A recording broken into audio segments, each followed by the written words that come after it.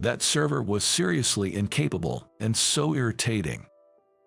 Really, she might get away with it because she's just a college student, but that won't cut it in the real world.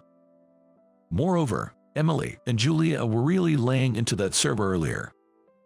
The guys, including myself, were sending them these indescribable looks, but the two of them didn't seem to notice. I was appalled by Emily and Julia's behavior and looked away from them. Then, I turned my gaze towards the server. At least, the server managed to serve a margarita to a customer. However, the next moment, the server collapsed. I immediately rushed over to the server to check her pulse and perform a quick examination. I then asked another nearby server to call an ambulance. Henry and the others watched me in surprise as I did this. A little while later, the ambulance arrived and the server was taken away. As I sighed in relief, Lisa said to me, "Who are you exactly?" "My name is Michael. I'm 32 years old. I have an unremarkable appearance and wear glasses. I seem to be sort of like the stereotypical nerd. Plus, I'm only 5'6" tall and rather short for a man, which doesn't help my looks. Despite all that, I'm a doctor." People who have heard my introduction up to this point might think that my looks don't matter since I'm a doctor. I used to think so too, especially during my student days. Back then, I was negative, lacked confidence, and didn't look great. But there was one thing I was proud of. That was my studies. I was the kind who scored well across all subjects, never getting below 85 on any tests. As a result, in middle school, many of my classmates would ask me for help with math. During those days, I ended up teaching math to quite a few people, but one classmate was notably bad at it. That was Henry. He was a charming, athletic type who was very popular. But no matter how much I taught him, he struggled to grasp math. It's like God gives everyone some sort of flaw. I used to think so, because Henry was that bad at math. But Henry had a great personality. He never pretended to understand something he didn't, and always thanked me after I taught him. I grew to admire his character, which is probably why I was able to patiently teach him math. As a result, our math study sessions continued for a while. Henry and I became good friends, and we've kept in touch even as adults. Interestingly, Henry was one of the reasons I decided to become a doctor. After getting to know him during my student days, I began to see myself more objectively. Adolescent me inevitably compared myself to Henry, highlighting the disparities between us. Henry, being handsome and athletic, would likely have no trouble finding a job or getting by, even without being good at studies. On the other hand, all I had were my studies. I feared that with my current specs, I might not be able to get married in the future. At the time, I was interested in girls, wanted to be popular, and hoped to marry someday. Comparing myself to Henry made me anxious about the future. I realized I had to do something about it, and at that moment, I knew I wanted to get married in the future. It was probably too early to be thinking that far ahead, especially since I didn't even know who I wanted to marry. But for me, at that time, it was a serious concern. From then on, I began aiming to become a doctor. The reason why I chose to be a doctor was because of the ranking of men's occupations women want to marry frequently featured in the media at the time, where doctors consistently ranked high. Looking at those statistics, I thought being a doctor was the only way to go. Moreover, I liked helping people, which made me think that the profession of a doctor might suit me well. Fortunately, my parents supported my ambition to become a doctor. Despite the high cost of medical school, they never objected, which I think was really kind of them. Thus, I smoothly progressed through university, overcame the training period, and became a doctor. I loved my job of saving patients every day, had patients who relied on me, and felt a sense of fulfillment in my work as a doctor. However, my personal life was hardly satisfying at all. So, having become a doctor, I decided to start meeting women. As a newly minted doctor, I turned to dating apps. The reason I chose dating apps over mixer parties was simply because mixers seemed like a high hurdle for me. Somehow, as an adult, I still didn't look great. I lacked the courage to go to mixers, easily imagining being ridiculed by women just for my looks. But dating apps seemed like an easy way to meet women, and I could chat with them before meeting, giving me an idea of what they were like. There were many benefits to using dating apps, making them suitable for a nervous in love like me. However, reality was not so kind. After starting with dating apps, I met a few women, but somehow, they all turned out to be quite peculiar. To be specific, some were clearly only after my money, some pretended to be single but were actually married, and there were even scammers. Honestly, even though my stance towards women had significantly improved, I no longer wanted to use dating apps. This was not how I had envisioned my future, but reality spared no effort in tormenting me, almost breaking my spirit. Then, my phone rang. It was a call from Henry. "Hello." "Hey, how are you? Don't you want to go to a mixer?" Despite the sudden invite, I was losing hope in dating apps, so I quickly agreed. "Awesome, thanks, Michael. But there's one thing I need your help with." "What's that?" I asked Henry to make some arrangements for me. On the day of the mixer, Henry told me something shocking. "Actually, I never planned to have a mixer." "What do you mean?" Henry explained everything from the beginning. In short, he ran into Lisa, a middle school classmate, at a client's company. Feeling nostalgic, he struck up a conversation with Lisa, and then two of her colleagues joined in, eventually asking Henry to set up a mixer, leading to this event. So, this mixer was actually organized for those two colleagues. I see. Entering the mixer venue, I took my seat. The mixer was to be held with 3 men and 3 women, 6 people in total. The men included me, Henry, and Henry's junior, Ryan. Ryan seemed like a cute, likable guy who would be popular with the older crowd. Then, the women arrived at the venue. Leading the way were the 2 colleagues, the masterminds behind this mixer. However, upon seeing my face, the 2 colleagues burst out laughing. Although I had anticipated being laughed at for my looks, it still hurt. Lastly, Lisa arrived. She was beautiful in middle school, but seemed even more so now as an adult. Then the mixer began, and everyone started introducing themselves. "I'm Michael. I work as a company employee. I'm looking forward to tonight." In reality, I am a doctor, but for this occasion, I've asked to be introduced as a company employee. The favor I asked of Henry was to present me as a company employee to the women and Henry's junior, Ryan, and to make sure this was communicated before the mixer. Of course, this plan worked perfectly, and no one realized that I am actually a doctor. I resorted to this because of my experiences on dating apps, where it seemed that women were only interested in me for my money, likely because I revealed my profession as a doctor. I didn't want to encounter women who were only after my money, which is why I requested this scheme. For the record, the company I supposedly work for is considered a small to medium enterprise, similar to Henry and Ryan's level.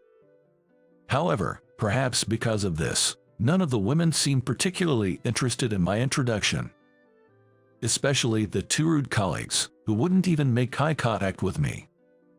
From the moment they arrived, it seemed like Julia was interested in Ryan, and Emily was focused on Henry. I guess it was inevitable that things turned out this way. Only Lisa made an effort to speak to me. "You're Michael, right? I'm Lisa. We were classmates in middle school. Do you remember me?" "Oh, yes, of course, I remember." I was happy that Lisa remembered me, and I was looking forward to reminiscing about the good old days with her, but my hopes were soon shattered. Emily interrupted my conversation with Lisa. "Lisa, you look lame if you talk to someone like that." Yeah, it's much more beneficial to talk with Ryan or Henry. Lisa seemed confused and didn't know how to respond to Emily and Julia's comments. Henry and Ryan tried to ease the awkward atmosphere by intervening, but even they seemed taken aback by the intensity of Emily and Julia. Feeling like my presence was causing trouble, I quietly headed to the restroom. After finishing up, I was about to return to the table when I heard Emily and Julia's voices nearby. Looking around, I saw them standing in front of the girls' restroom and chatting. Not wanting to be noticed, I hid and ended up eavesdropping on their conversation. I was expecting them to be bad-mouthing me, but the content was surprisingly different. Lisa really can read the room, can she? I know, right? Talking to a loser like Michael is just stupid. Yes, what's the point of befriending someone having a below-average face and working at a small business? Exactly. It's because she's naive like that, she ends up doing our work for us.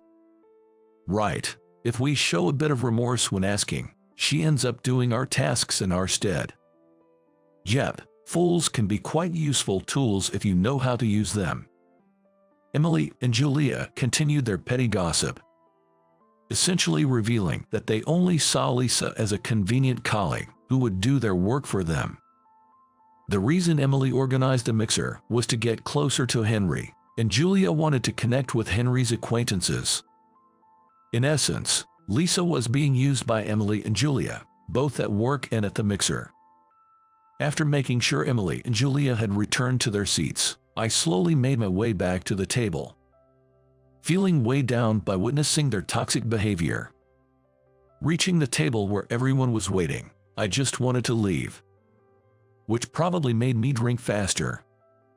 Then, a young female server, possibly a college student, came to our table with a dish in hand. "Sorry for the wait, here's your margarita pizza." However, everyone at the table seemed puzzled by her words. We didn't order a pizza, so I think you have the wrong table." "Right. Oh, I'm so sorry. Please excuse me." It seems the server had mistakenly brought the dish to our table and quickly moved to another table.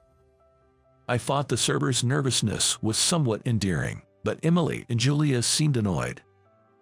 That server is seriously incapable, and it's irritating. Really, she might get away with it because she's just a college student, but that won't cut it in the real world. Furthermore, Emily and Julia were harshly criticizing the server.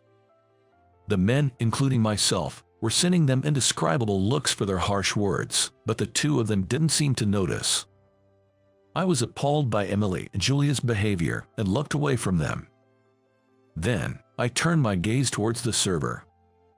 At least, the server managed to serve a margarita to a customer. However, the next moment, the server collapsed. I immediately rushed over to the server to check her pulse and perform a quick examination. I then asked another nearby server to call an ambulance. Henry and the others were staring at me in surprise. A little while later, the ambulance arrived and the server was taken away. As I sighed in relief, Lisa said to me, "Who are you exactly?" Actually, I'm a doctor." As I said this, pushing past Lisa, Emily and Julia barged in. By this point, it was clear from their actions how greedy they were, even without them speaking. I was on the verge of sighing. However, Emily and Julia, unaware of my feelings, approached me with sweet, cloying voices and upturned eyes. "So you were really a doctor? You should have just told us. Were you pretending to be a company employee because Ryan and Henry work at small and medium enterprises? Well, not only are you smart, but you're also considerate of those around you."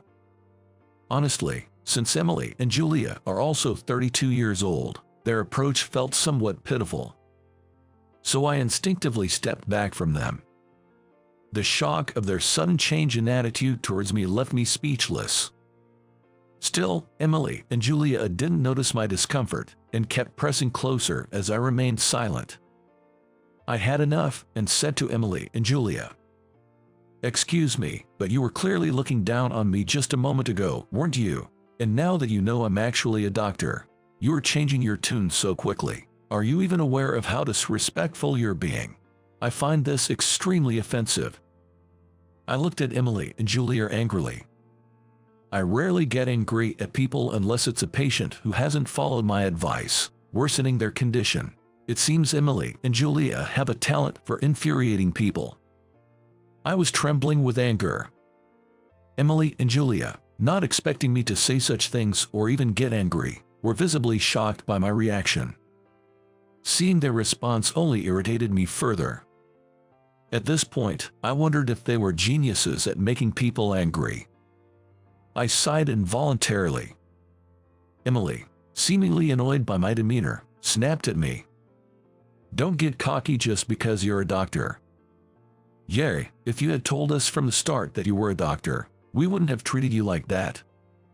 Don't you get it? The ones getting carried away here are you. I'm utterly appalled by your arrogance.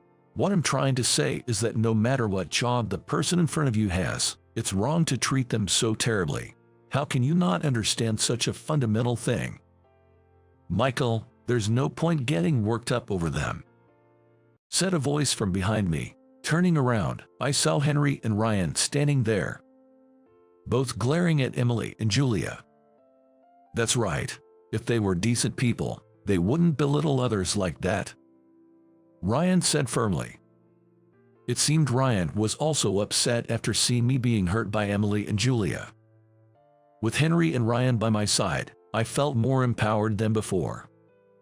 I felt a surge of energy and warmth in my chest. So, I was able to declare to Emily and Julia.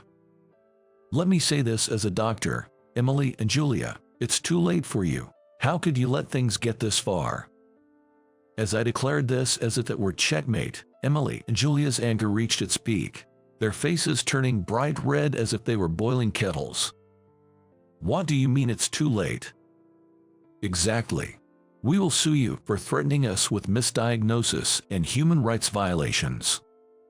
If you really want to sue, go ahead. I have friends who are excellent lawyers, and it's clear to me that I would win against you. Since you seem quite foolish, let me explain. Your characters are flawed. When I said it's too late, I meant that your humanity is beyond saving. Now that I've explained it in detail, do you understand? Do you get it now? And what exactly about our humanity is beyond saving? Yeah, you are getting so worked up just because we make jokes about you a little. How scary. Right. What if he becomes a criminal someday and has a bounty on his head? Exactly. If that happens, we'll just use others to catch him and split the bounty among ourselves. That's brilliant. Well, you can praise me more. Now, Emily and Julia were treating me as if I were a criminal. It's frightening how they immediately reverted to their bad habit of belittling others, even after being called out for it. It seemed like belittling others had become a deeply ingrained part of their daily lives, happening almost unconsciously. I sighed again. Emily and Julia snapped back at me. What? You still have complaints against us? Really? So annoying. Are you some kind of quack doctor? That's so true. Right. As Emily and Julia started to get excited about insulting me, I wondered how many times I had seen this today. I was fed up and extremely irritated by their persistent and unapologetic behavior. So, I shouted louder than before. I have plenty of complaints, and I'm not a quack doctor. My patience has completely run out, so I'm going to say this. Emily and Julia continued to laugh foolishly. Oh, what are you going to say? It must be some quack doctor's diagnosis. How silly. Actually, I've heard you've been passing your work on to Lisa. What are you thinking? What? How do you know about that? Yeah, who are you really? When you were in front of restroom, I overheard you talking about it. I was really surprised then. Hearing this, Emily and Julia's expressions darkened, realizing they were in trouble. Henry and Ryan, who take their work seriously, sent them cold looks, clearly unable to forgive their actions. They both sighed deeply. It's unbelievable. Abandoning the work you were entrusted with by the company and making Lisa do it is not something responsible adults do. Exactly. And then you have the nerve to criticize the server who collapsed, pretending to be upstanding citizens. It's the worst. As Henry and Ryan spoke sternly, Emily and Julia started to act desperately. No, you've got it wrong. We just had some unavoidable matters, and that's why we had to. Yeah, work is about helping each other out, right, Lisa. Julia, seizing the moment, appealed to Lisa, either seeking help from the current predicament or simply trying to deflect the blame, but Lisa's expression was complex. However, Lisa seemed to have made up her mind and said, "Both of you always left your work to me, saying you had matters to attend to, but I knew you were leaving work to me to go to mixers. I'm fully aware that you were using me, so don't underestimate me." Lisa's unexpected statement caused an uproar among everyone present. What? Why did you agree to do their work, knowing they were going to mixers? Yeah, why did you put yourself in such a convenient position for them? Henry and Ryan seemed to have many questions about Lisa's actions and mindset. Emily and Julia, having been exposed for dumping work on Lisa and attending mixers, were trembling with fear. I continued to watch over Lisa. Because I cared about Emily and Julia, that's why. Lisa, thank you. Lisa, you would never betray us. Emily and Julia approached Lisa, saying this. This scene felt familiar, but by now, I had pegged Emily and Julia as the type to cozy up to just about anyone. I wondered if Lisa would just be swayed by them and pretend to reconcile, observing the women. But then, Lisa made a surprising move. "Don't touch me," Lisa said, distancing herself from Emily and Julia, who were trying to get close. Emily and Julia, not expecting this from Lisa, yelled at her. "What do you mean, Lisa? Don't touch you. We were good colleagues, weren't we?" "Good colleagues. Don't make me laugh. I no longer trust you, and I don't want to be close to you anymore. Plus, I'll be a manager next month, so we're not the same anymore. Can you understand that?" "But you said we were important to you." "That's right. Because we were important, you took over our work even knowing we were going to mixers, right?" Learning that Lisa would become a manager next month, Emily and Julia seemed quite panicked. They probably feared that Lisa might expose their misdeeds as a manager, leading to their potential dismissal. They desperately wanted to keep Lisa on their side. But Lisa was unwavering. Still bringing up the past, "I began to despise you when I saw how terribly you treated Michael, and given your habit of belittling others, you probably looked down on me too, right?" "That's not true." "Yeah, no." Lisa, not trusting their words, turned to me. "Michael, they're lying, aren't they?" "Yes, Lisa. In front of restroom, Emily and Julia were indeed mocking you. They said you were a convenient tool who would do their work if they just asked with a bit of guilt because they had unavoidable matters." Hearing my confirmation, Lisa's face turned red with anger. "They also said you couldn't read the room for talking to someone like me." "I see. Thank you for telling me." Now it was clear that Emily and Julia were mocking Lisa. "I took over your work because you seemed to struggle with it, but mostly, I wanted to help you achieve your dream." "What dream was that?" Emily and Julia dreamed of becoming housewives. They talked about quitting their jobs and becoming housewives every day. So I really wanted to make that happen for them. That's why I didn't get mad when they secretly went to mixers and took over their work. "I see." But there were no signs of them becoming housewives, and after seeing their behavior at today's mixer, I understood why they couldn't get married. I wish I could get back all the time and effort I spent on them. Lisa glared at Emily and Julia. They seemed at a loss for words or overwhelmed with guilt, hanging their heads. The atmosphere turned heavy, but Henry and Ryan began to chuckle, lightening the mood. What's so funny? In this era where dual-income households are the norm, they wanting to be housewives is a bit unrealistic. It's quite childish for adults their age not to understand that. Right. If they were serious about finding marriage partners, they should have gone to a marriage agency instead of mixers. Their poor time management just shows how incapable they are at work. Henry and Ryan's harsh words seemed to bring Emily and Julia to tears. Do you understand now why I said you were beyond help? With my final words, the two nodded silently. Later, Emily and Julia were fired from the company. It wasn't just because they had lied about having unavoidable matters and dumped their work on Lisa. The real reason was their inability to kick their bad habits. Even though they stopped dumping work on Lisa, they began burdening their juniors with it. They couldn't forget the sweetness of having others do their work. Despite being warned, they continued to attend mixers in search of marriage partners. Just like Lisa, their juniors were temporarily exploited by them. Given their nature, Emily and Julia were likely careless and foolish. This is because they were spotted by several colleagues entering a dining establishment with a mixed gender group, which could only have been a mixer. Upon receiving such damning information about Emily and Julia's misconduct, a dismayed Lisa consulted with the higher-ups, leading to their dismissal. At this point, it was purely a case of reaping what they sowed, so no one offered them words of comfort.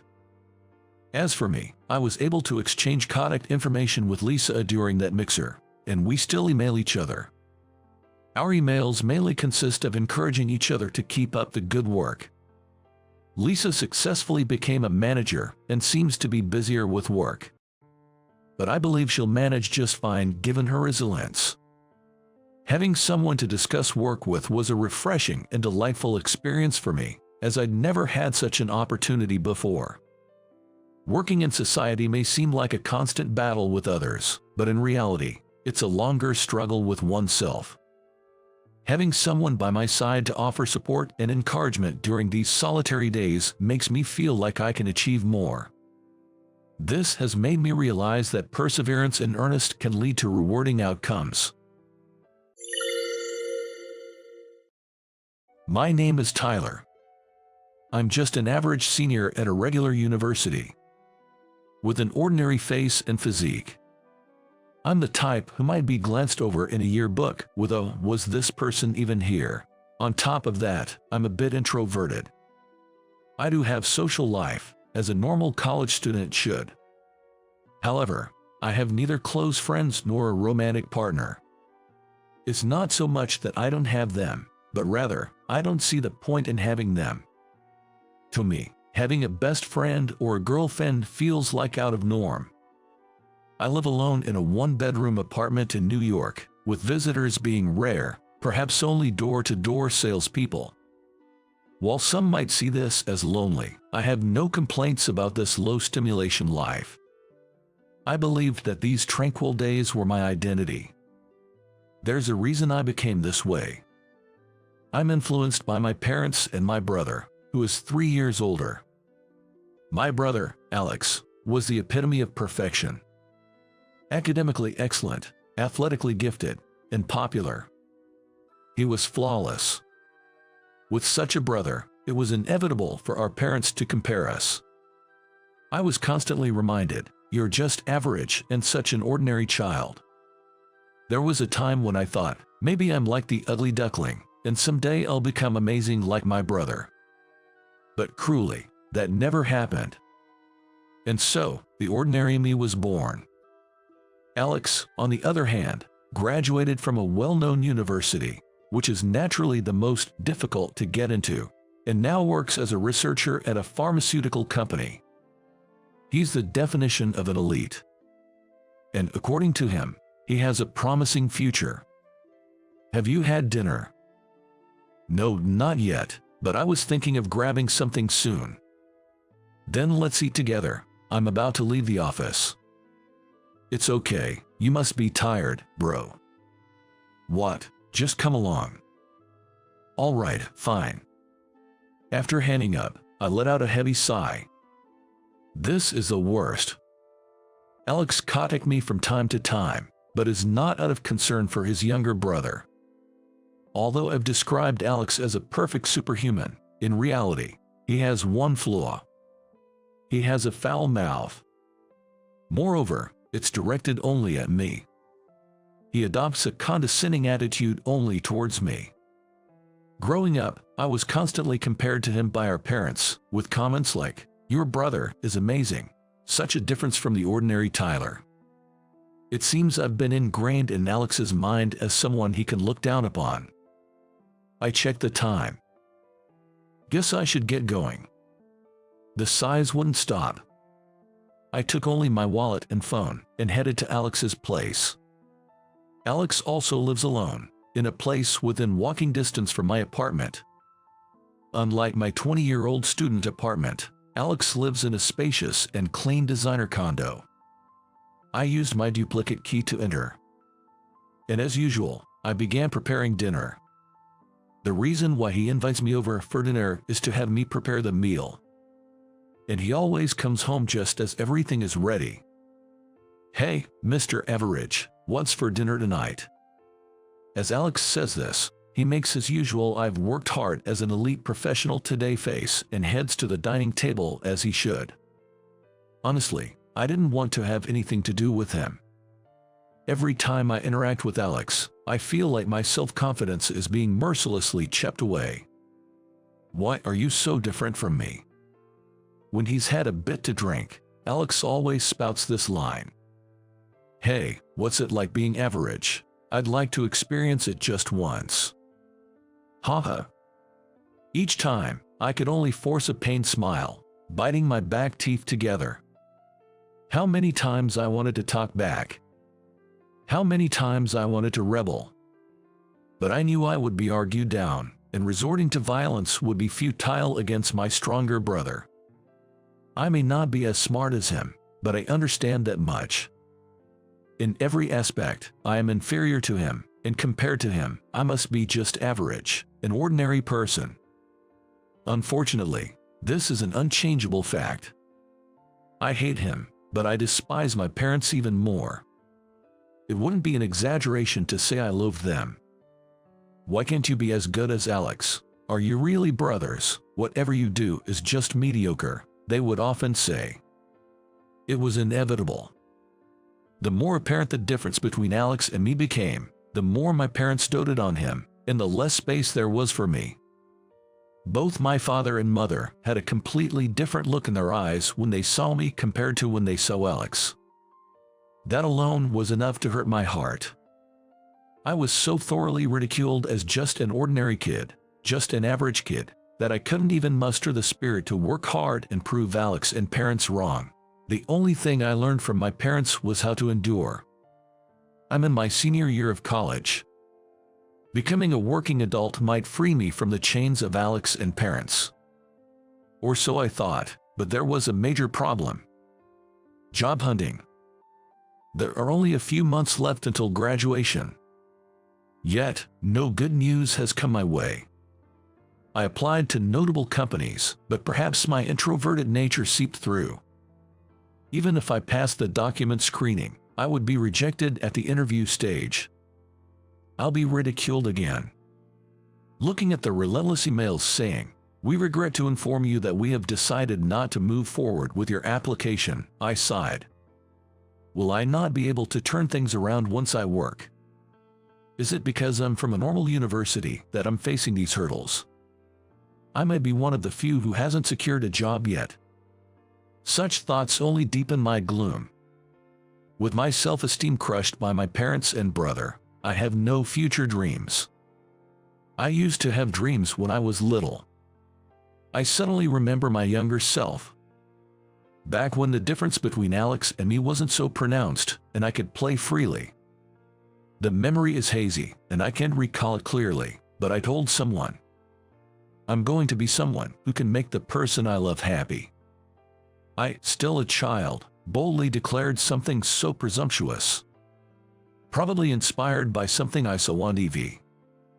I remember feeling embarrassed about saying something so cringeworthy. That energy from back then is something I no longer have. I gaze up at the ceiling. The confines of this small room reflect my current state of mind. Will the day come when I can leave this place behind? Thinking about it made me sad. One day, I got a call from my dad. Assuming he'd just made snide remarks about me not having a job yet, I ignored it for a while, but the missed calls piled up like crazy. Reluctantly, I answered the phone. I need a favor from you. A favor? I was taken aback by the word favor. My dad asking me for help was unheard of in my lifetime. But he didn't sound like he was joking. You're an adult now, so I'll tell you straight up, we're in debt. What? $100,000. $100,000. It's for your college tuition and mom's hospital bills. What? Indeed, my parents are paying for my tuition. While doing so, they grumble quite a bit. But what does $100,000 debt mean? My dad had a steady job, and I don't recall any talk of financial troubles when I lived at home. If anything, we lived quite comfortably. Above all, I couldn't make sense of the hospital bills for my mom.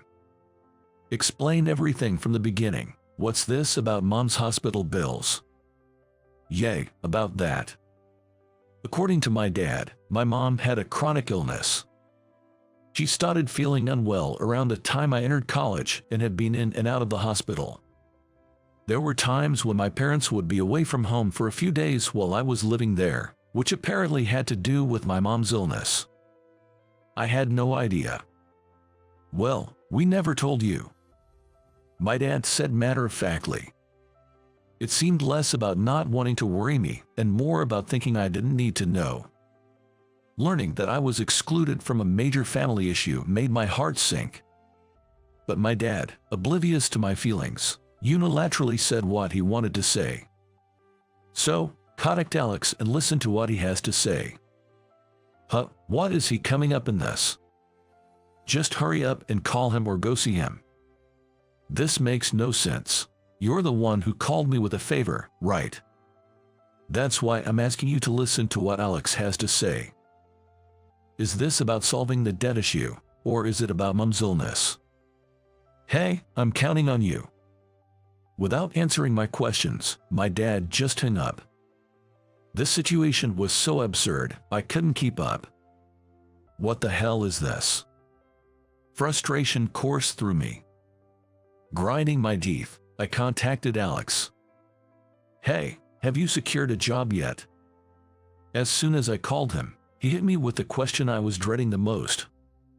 As I fell silent, not knowing how to respond, he snorted and said, as I expected, "Did Dad tell you about the $100,000 debt?" "Yeah, I heard. My boss, President Thompson, has a daughter who's looking for a partner, and I recommended you." "What?" "If you marry her, they'll take care of the $100,000 debt." Huh? Things were starting to make sense. My parents and brother planned to use me as a scapegoat to wipe out the $100,000 debt. If she is the daughter of the president of your company, why don't you marry her? That way, you could become the president of that company in the future.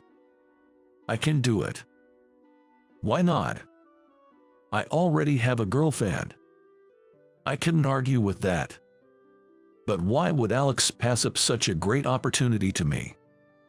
Is it because by me becoming part of Mr. Thompson's family, he plans to take over the company from the inside? I can't shake the feeling there's a catch. But I'm just an ordinary college student without a job offer. I don't think I'm a match for a president's daughter.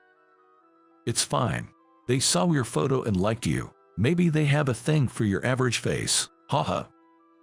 I could hear Alex's mocking laughter. On top of taking care of the $100,000 debt, there's a marriage proposal with the president's daughter. And all this for me, an ordinary guy even without a job offer.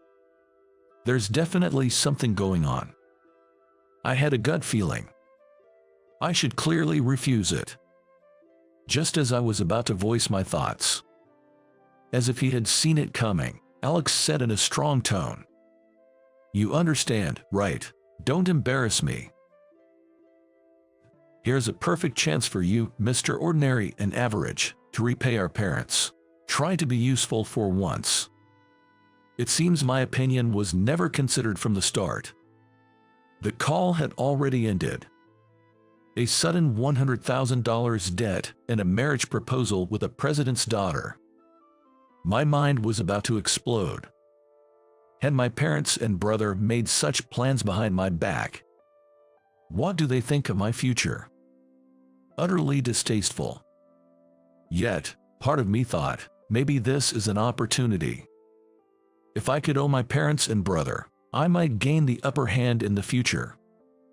Though I hated to play into their hands, I decided to accept the marriage proposal. After all, she's a president's daughter. She might be a talented and beautiful woman.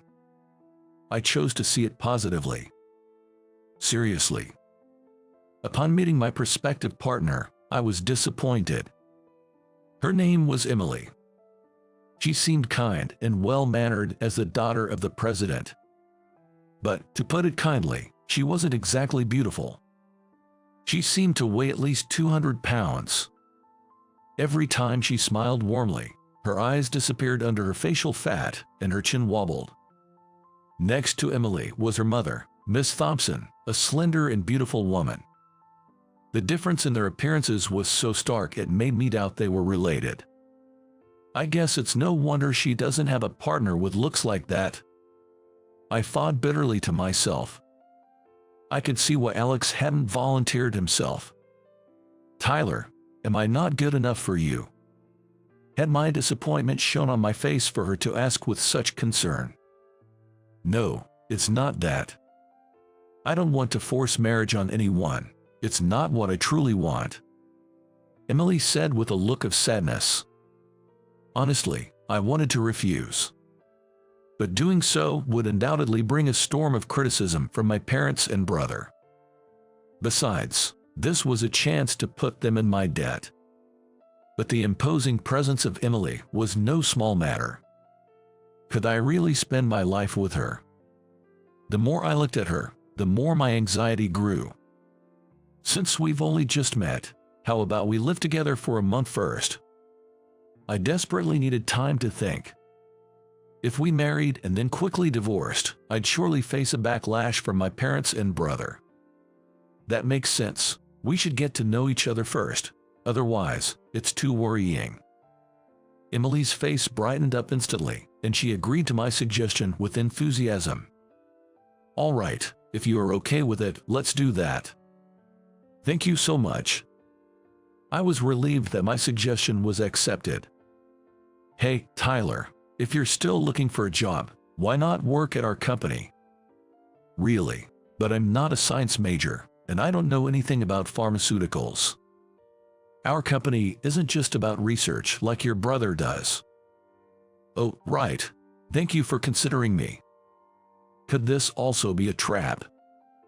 However, as someone without a job offer, this was a golden opportunity. I accepted my future mother-in-law's offer somewhat recklessly. Upon graduating from university, I started living with Emily. As expected of a president's daughter's residence. It was a luxury property, far surpassing the condo where Alex lives. While it took some time to get used to Emily's large figure, she was perfect at cleaning and cooking. Contrary to my fears that she wouldn't be able to do any housework, she pleasantly surprised me. The lunches she prepares for me, waking up early, are delicious. She doesn't cut corners with frozen foods. Each dish is carefully crafted and packed. Having cut dinner for Alex, I knew the effort that went into each dish.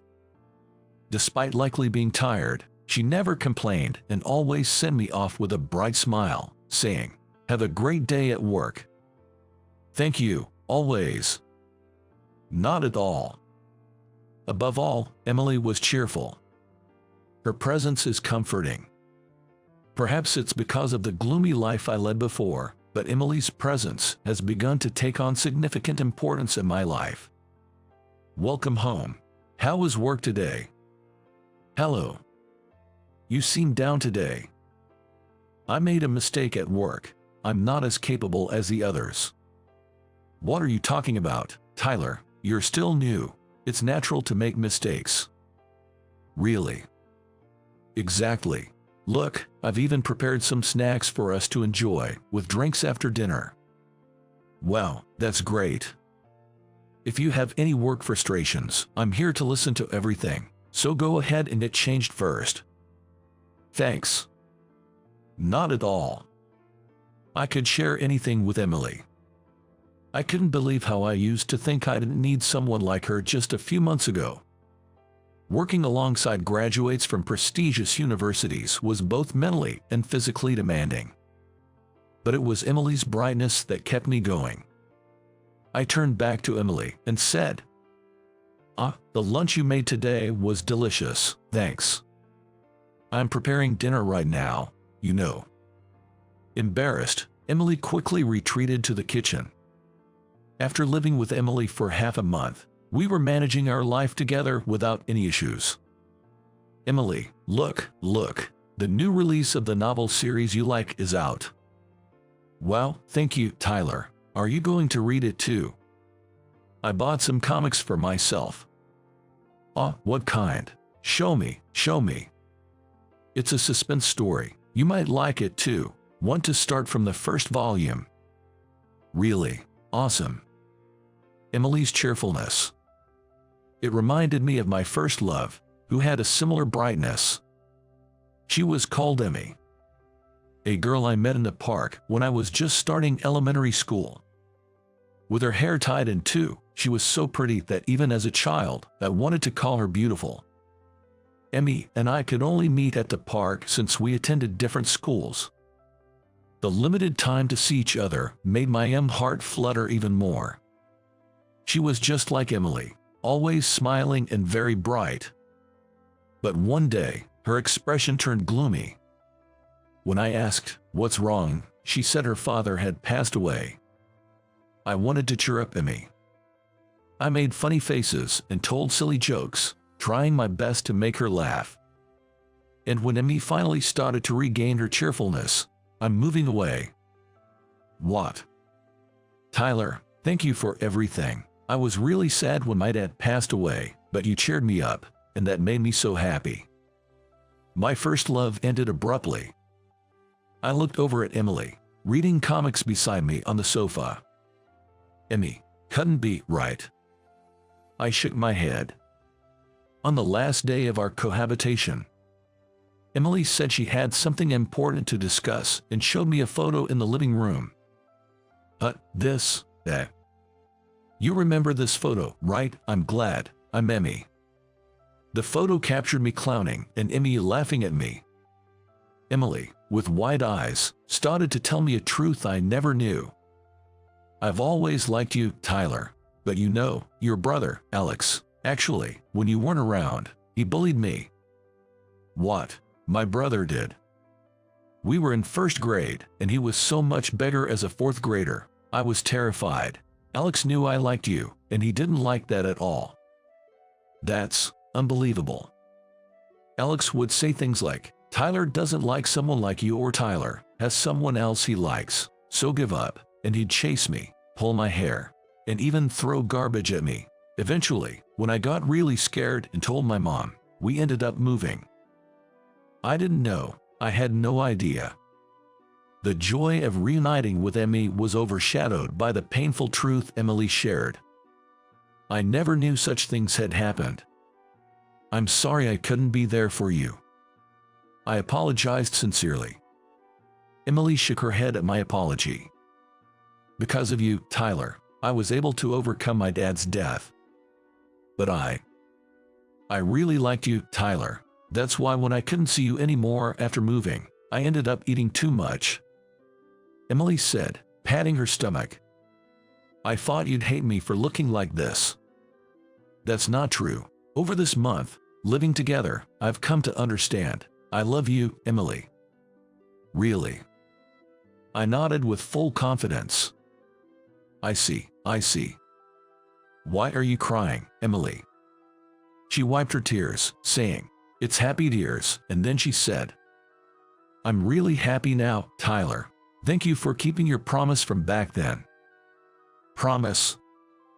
You said, "I'm going to be someone who can make the person I love happy. I hope we can stay together." I straightened up and looked her in the eyes, declaring, "I'm going to make you even happier, Emily. I'll be looking forward to it." Emily smiled, truly happy. The wedding proceeded without a hitch, except for one thing. My brother, Alex. He got drunk at the reception and cornered me during the candle service, hurling insults. "Marrying such a fatty, you're too brave, man. Just look at her in that dress. It's a disaster. You know, brides are supposed to look 30% more beautiful. She's wearing a dress, and look at her. No way." Naturally, not only Emily but also the guests around him were taken aback.